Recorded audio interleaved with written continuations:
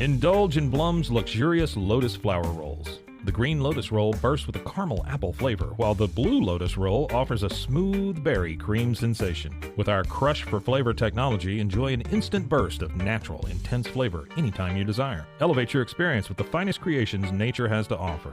Explore the full collection at blumleaf.com. That's BLUMLEAF.com. Blumleaf.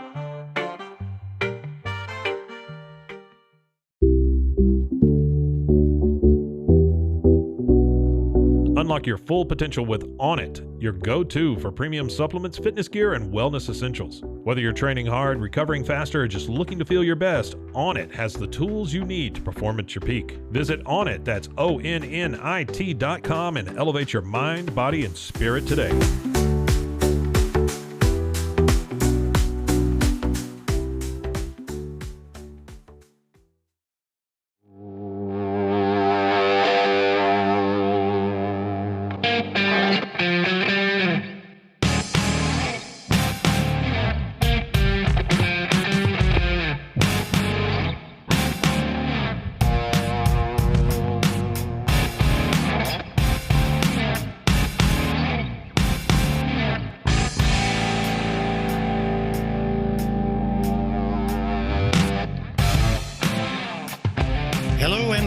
Once again to Trail Daddy, your Portland Trailblazers podcast, hosted by me, Dave Deckard, managing editor of BlazersEdge.com, and oh, boys and girls and others, we have quite the topic to talk about this time, because a semi-bombshell expose has dropped at The Athletic. Jason Quick comes out of hiding and publishes Anfernee Simons' piece, in which Simons makes a lot of claims. In essence, one of those things where Quick is being Simons' mouthpiece here to the public, explaining his point of view on a season in which he is slumping. He is averaging fairly low points, just below 18 points a game. He is not shooting well by his standards, only 33% or so from the three-point arc, about 42% from the field, both of which are low numbers, particularly that three-point shooting. He was once a 40%er and now has plummeted to where the rest of the Trailblazers are, and that ain't good. Anyway, Simons is slumping, and the trade deadline is coming, and we get a piece about his struggles in Portland nowadays, which are somehow worse than the struggles in Portland in times before. And this is chock full of a lot of stuff. Let's go over it and let's talk about Simons in general. So, let's first of all talk about where Simons would be expected to be. He is in his seventh season in the NBA, but he came in untried. He did a mentorship, internship, so to speak, under Damian Lillard for a couple of seasons before Lillard was traded. Simons was the understudy, so to speak. He had a lot of the same skills and some of the same deficits that Lillard has. He is a good one-on-one scorer. He was a great three-point shooter. He has athleticism to burn. He is not, as Lillard was, a natural point guard. He is not a defender, and Lillard wasn't either. It's not a perfect analogy, but it's close enough to say that, well, when Lillard left a void in the Trailblazers franchise, Simons would have been expected by talent, by skill set, and by tenure to fill some of that void.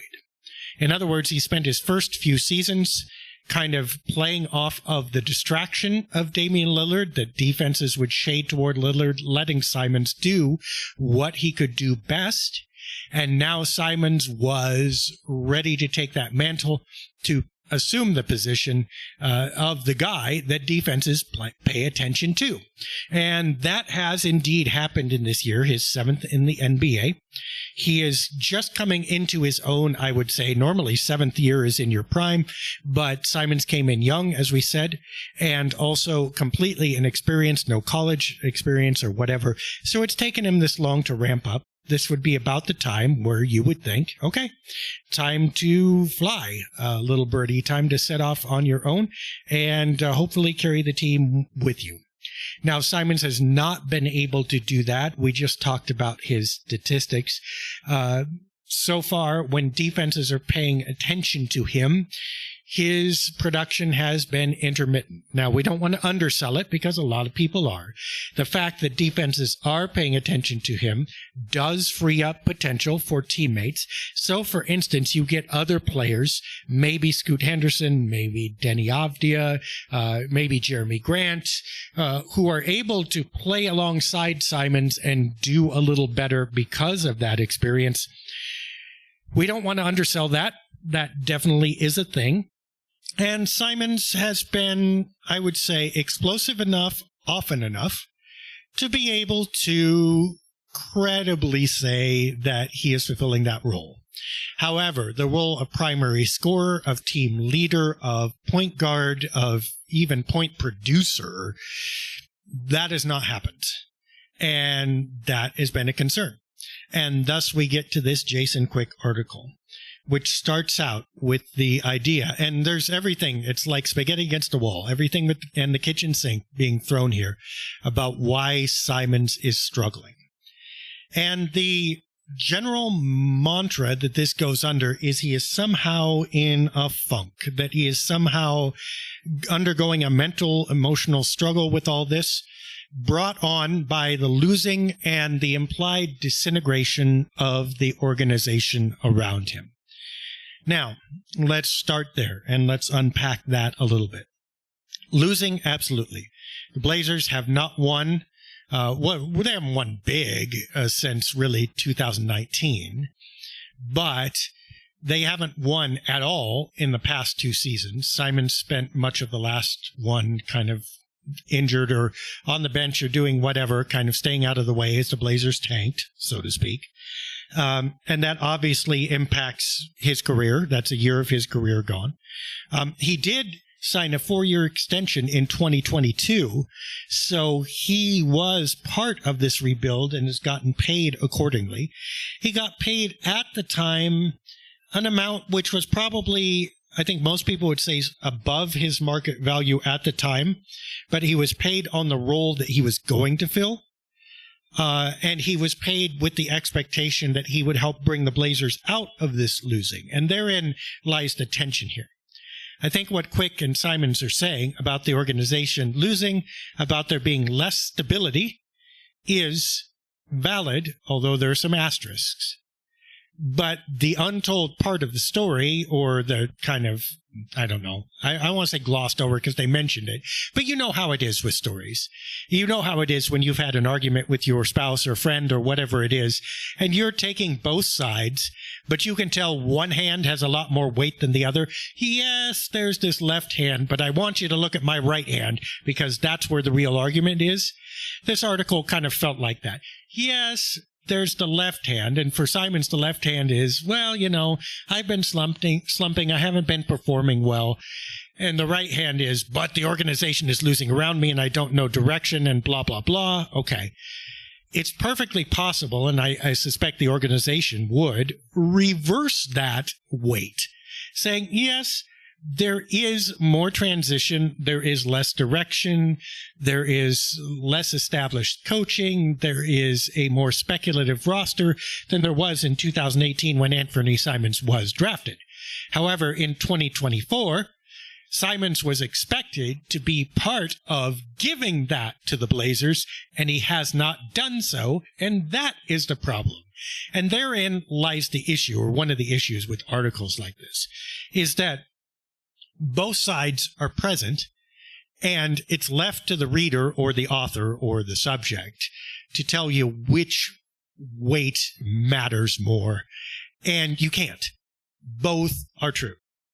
So I think it's perfectly valid to say, well, there is less stability in this organization. But I think it's also valid to say, what do you expect? Neil Olshey was here for a decade. Neil Olshey left under a cloud, an ethical cloud, but also a cloud of a ruined, or at least, nearly broken salary cap, a lack of future assets that mattered, a lack of roster development. Basically, Olshey spent his last few seasons throwing bad money after good and getting veterans that didn't end up helping the roster, making a coaching change that set the roster backwards, and costing the organization more salary cap space and mortgaging away their future in order to do so. That was pretty bad. That was the stability that you had at the end. Now, I will say that things were apparently pretty locked tight under Olshey's regime. In other words, there wasn't a lot of turnover. His people were his people. And so you can see where, on a lower level, the people that Simons would interact with, yes, there was probably a lot more stability. But then you have those ethical observations of how Olshey was treating those people, and you say, well, did you want that stability to maintain? Did you want that, in essence, questionable behavior, that quasi-abuse to continue? Is that the stability you were looking for? If not, there had to be a change. Also, we should point out that Chauncey Billups's entire underneath staff got recycled this year. So we are literally like 4 months into another major change, which is probably coloring this. And in the gap in between there's a lot of stuff that has happened, including Chauncey Billups's growth curve. But there has been some level of stability and development, including some platform for Simons to stand on probably, and again contribute to that. And once again, we're back at the other hand. He just hasn't. So, I mean, I think it's valid and fair to point out that the entire assistant coaching staff, by the way, just changed. And a lot of people probably changed with them, and a lot of things changed with them. And I think it's fair to point out that in 2024, guess what? It's not the same people, it's not the same organization as it was 6 years ago in 2018 under an entire different regime from which nobody remains. That's valid too. That's obvious. It's like saying water is wet. But it does not necessarily lead to the conclusion, that because it's not the same as it was in 2018, and because the Blazers needed to make some coaching changes, that therefore it's inevitable that Anfernee Simons is not going to succeed or should have mental, emotional distress. I'll tell you who else has experienced a whole lot of change. The Blazers just played them this week. I mean, from my perspective, when I'm recording this, last night. And that guy who's experienced a whole lot of change is LeBron James, who has a new head coach, new coaching staff right now. He's, in his tenure in Los Angeles since 2020, actually experienced a lot of changes. And the reason I say 2020 is that's when they won the championship. He was literally a title winner during the pandemic, not really close now. The entire organization is, kind of on its ear and trying to cope and making changes. And even this season has gone up at the beginning and now gone way down and now it's bouncing back. So it's a roller coaster for LeBron James. But this guy is still dropping 38 with 9 assists. He's fourth in the NBA in assists. I mean, obviously it's an extreme example. He's the best player of all time, maybe. But you know what? He's not in a mental, emotional funk because the organization changes around him. Literally, he's the kind of player that the organization does change around. And no matter what you do, he's going to be LeBron, and he's going to pull people up by his bootstraps and by theirs, and he's going to make sure that they perform.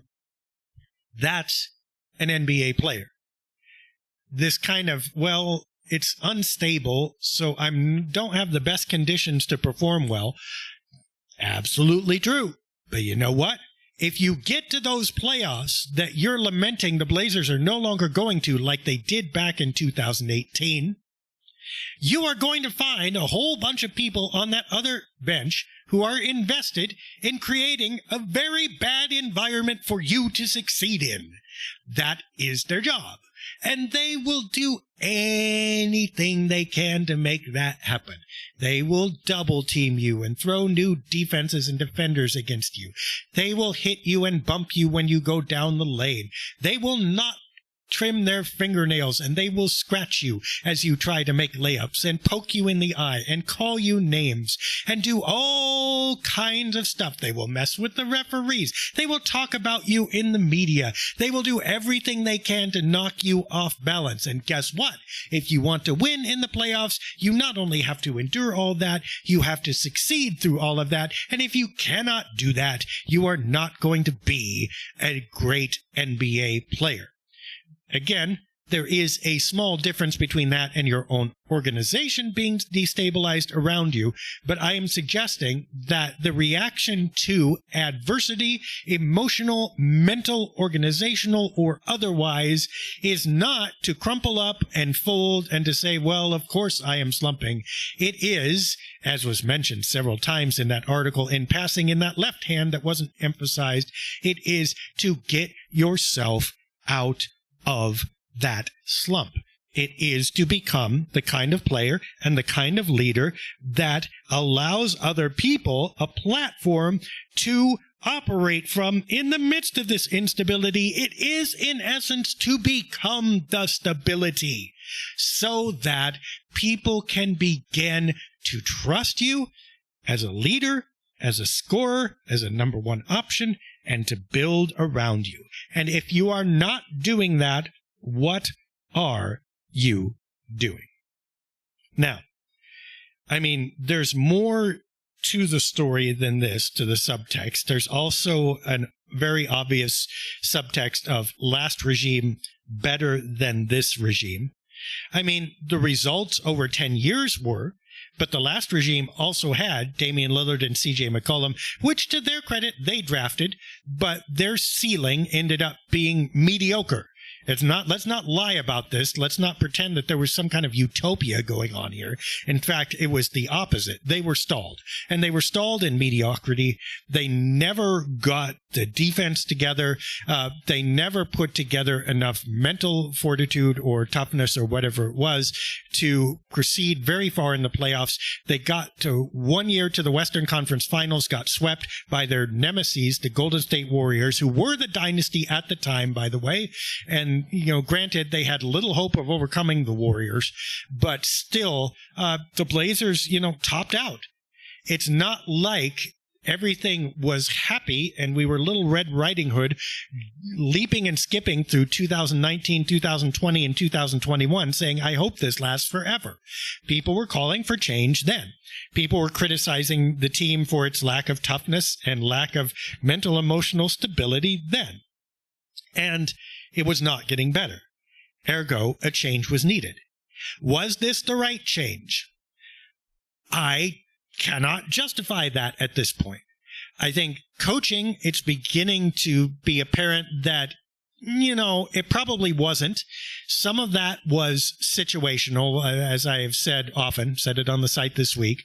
No coach in the universe was going to be able to make this work.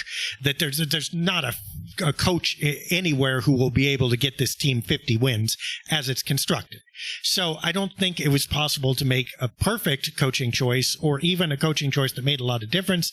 But that doesn't mean Chauncey Billups was the right one. And I think after 3.5 seasons now, the time is up on that experiment. He was a neophyte coach, not even a rookie coach. He had never head coached anywhere.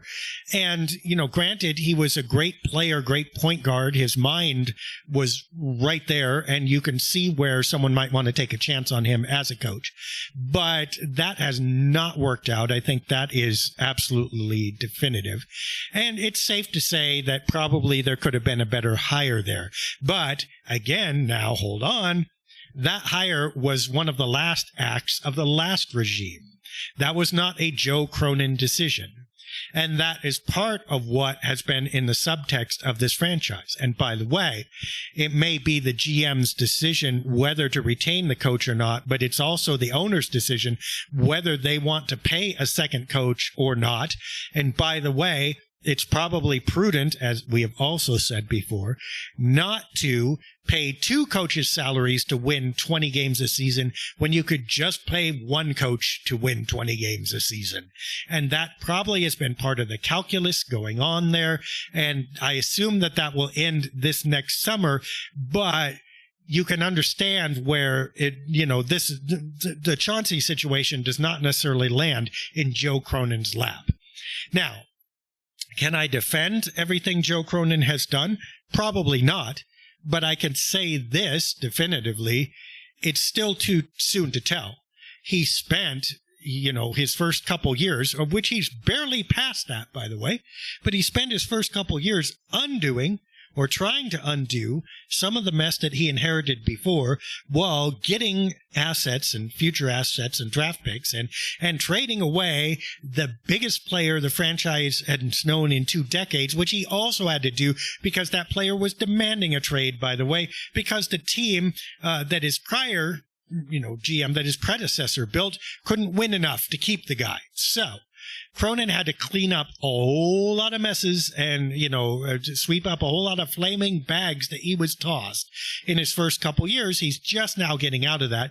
If you ask me, well, do you want Cronin to go onward and do you think he's the right GM for the future? I wouldn't necessarily say that. I want to, let's talk more about that. Let's think about the alternatives, who's available, or what have you. But if you ask me, was Joe Cronin the wrong GM or has he done horribly? I would say, there's not a way to tell that, really, because his job, again, has been undoing, not just doing. And in that, he's done a relatively decent job. And I think the Blazers are in an okay position vis-a-vis their future. The one critique you might make above all others is, was Scoot Henderson the right pick? And again, that remains to be seen, but it's looking kind of like not. I think there's the beginning. There's the crack opening on the Cronin regime and criticism of it. But other than that, I'd say too soon to tell, and he's probably done all right. There's no way that you can say that Cronin is the wrong GM.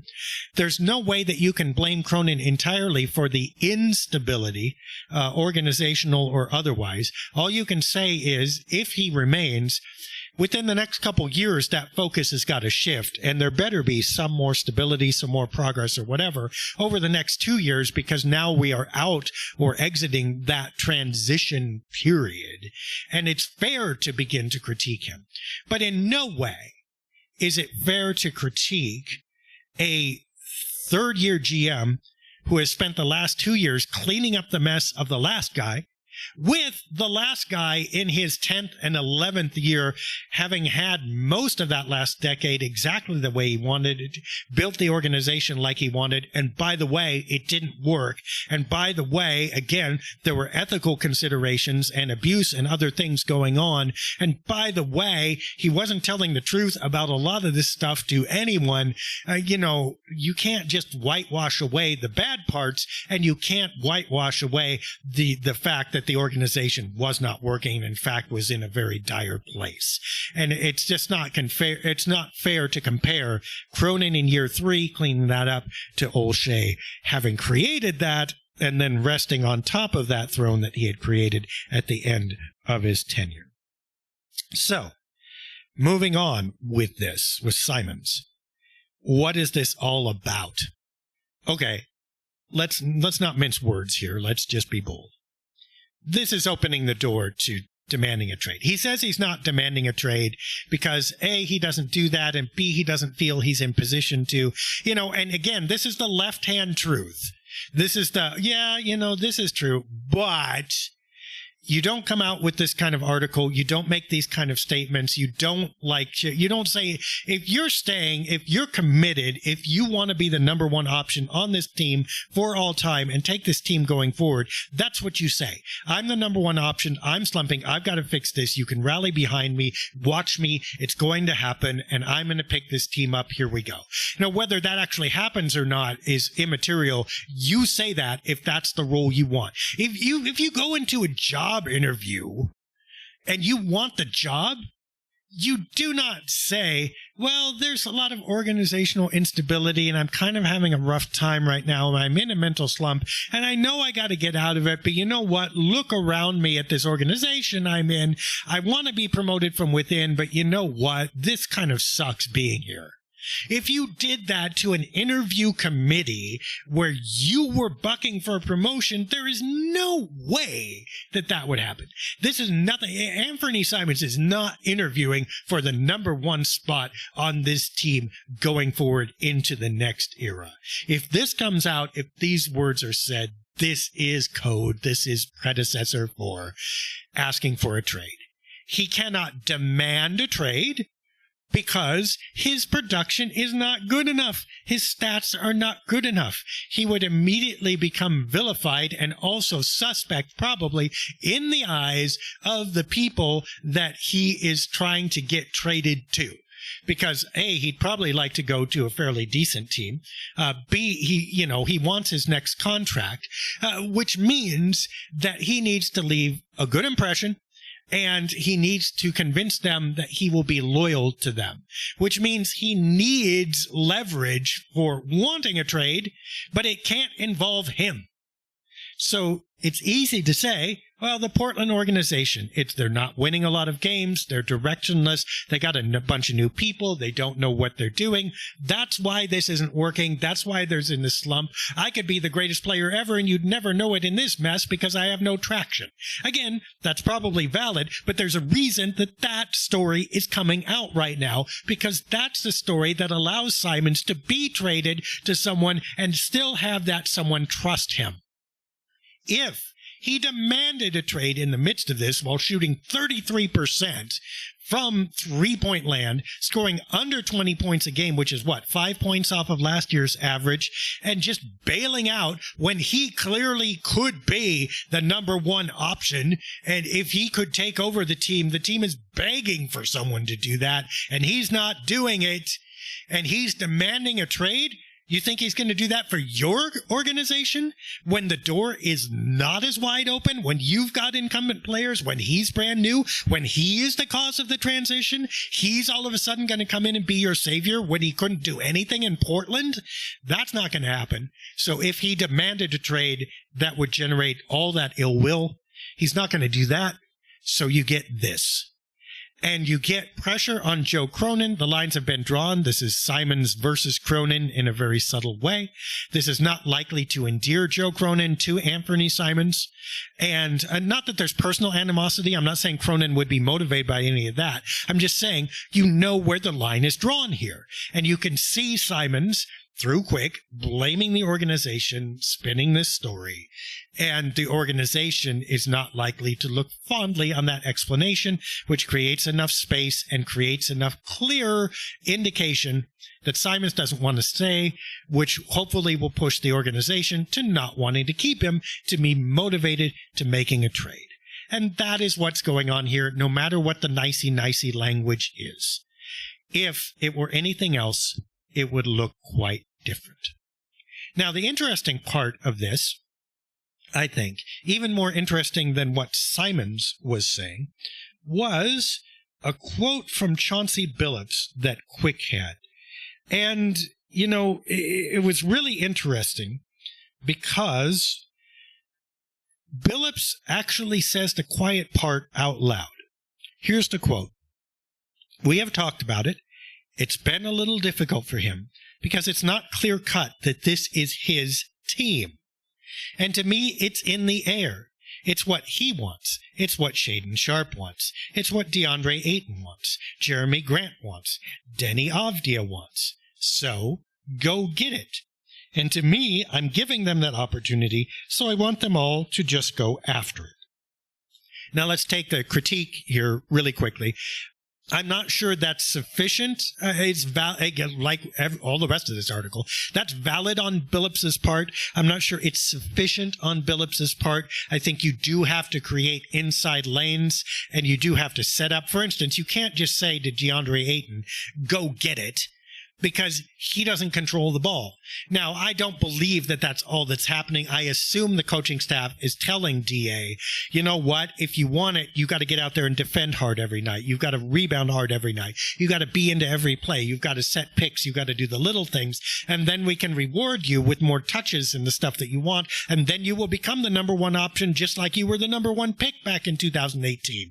If you want that, go get it. I assume that those other things are in there. If Billups is really just throwing out, hey, whoever wants it, go get it, then obviously that's not sufficient. But I think that with that possible criticism aside, what Billups is saying is really interesting here, because it shows something. First of all, it shows something about Simons. Like we said, he has been pretty close to a number one option. He was the heir apparent to the number one option. He's in his 7th season, which is more experienced than a lot of these players, all of them except for Grant, have. And he has the toolkit to do it. So if he has the desire to do it, his name should not be in the same paragraph with those other people. Having his name in the same paragraph as Shaedon Sharpe and Deni Avdija, I think from a coaching point of view, that's valid because they're all performing at about the same level. But they shouldn't be. Simon should be head and shoulders above the rest if that's who he is or wants to be. And I think that he's not is a critique of Anfernee Simons. And it's a valid one.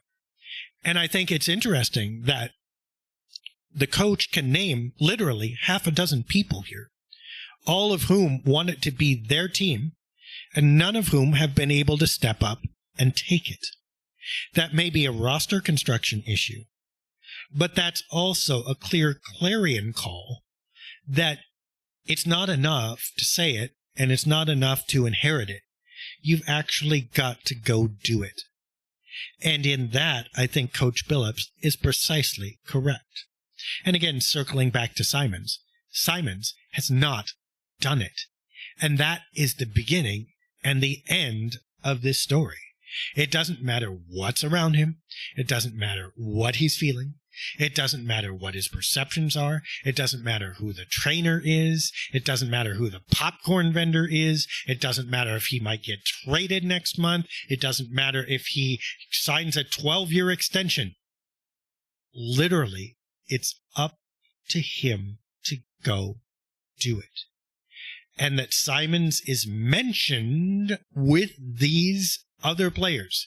The left-hand reality to me, the right-hand one to him, is that it's a little bit of an insult to him, right? He should not be lumped in with these guys. But the other hand to that truth is he's allowed that to happen. And that's the story here. You should not be able to mention Anfernee Simons with DeAndre Ayton right now as inconsistent as Ayton has been. You should not be able to mention him with Shaedon Sharpe as inexperienced as Shaedon Sharpe is. You should not be able to mention him with Deni Avdija as all around and wonderful and kind of captaining the team and stuff that Avdija has done a little bit this year. First of all, it's in absentia. He's not the king of the hill, and he doesn't have the entire suite of tools in order to do that. Okay? But that space has been so wide open that he's been pretty close to the best candidate, Deni Avdija. And again, no slight to Avdija, but that's not, okay. If Deni Avdija joins the Los Angeles Lakers, he's 4th in the pecking order, at best 3rd. And there's no way he's approaching Anthony Davis, and there's no way in hell he's approaching LeBron James. All right? The fact that he walked in here and there was enough of a gap that he has been able to step forward and do that has shown who this team is and who the players on it are. And again, that's a critique of the ones who are supposed to be at the top. And that is, or includes, Anfernee Simons. Now, if there was one player, I think, who has actually laid claim emotionally and spiritually to that position, you know who it would be, oddly enough? Toumani Camara. I think he has been the heart. He has been the driver. He's been the guy who's there every night. Problem is, Tamani doesn't have the skill set. Tamani with the ball in his hands is not a good option, all right? So he doesn't have... If you could take Tamani Kamara's body, athleticism, defensive instincts, and add on Anfernee Simons' offensive suite, you would have your number one option by far. In fact, one of the best in the league. And you'd want Tamani Kamara's dedication and brain. Because you know what? Nothing's stopping him.